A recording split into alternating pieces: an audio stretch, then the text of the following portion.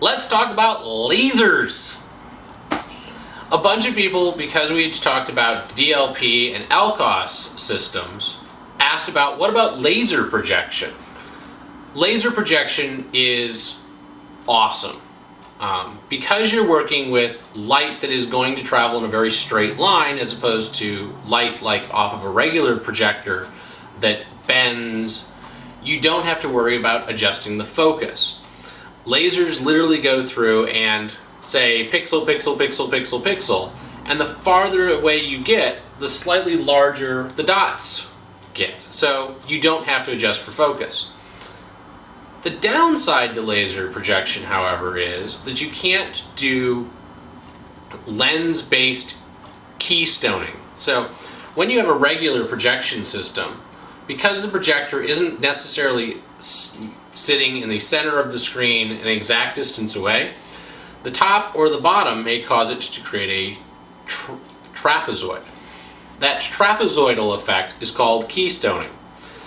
With laser projection, you can't optically adjust for the keystoning, so you have to do it digitally. This sometimes creates some funny artifacts. It isn't a problem if you've got a rear projection screen, the ones that look like a big DLP television, because they've already done all of the calculations for that, and it's just kind of built in the way that they present the technology. But it is a problem if you've got a Pico pocket projector or one of the other systems that uses laser projection, because then whenever you aren't straight on to whatever you're projecting, you're going to end up with this trapezoid. It's also a problem if you've got a home theater setup where you want the projector very near the ceiling, but you want to project down. If you're not projecting at the same angle that the projector was designed to do, you're going to end up with either the artifacts or the keystoning. But other than that, laser projection is pretty awesome. It's very expensive currently, especially if you want any size.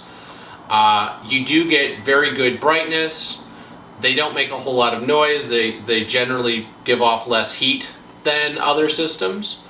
You don't have to replace the bulbs. The mean time between failure on them is something like 100,000 hours, which is about 25 times as long as a DLP bulb would last, or an LCOS bulb, or any of the other projection technology bulbs would last, with the exception of LED. LED is basically as long as a laser life.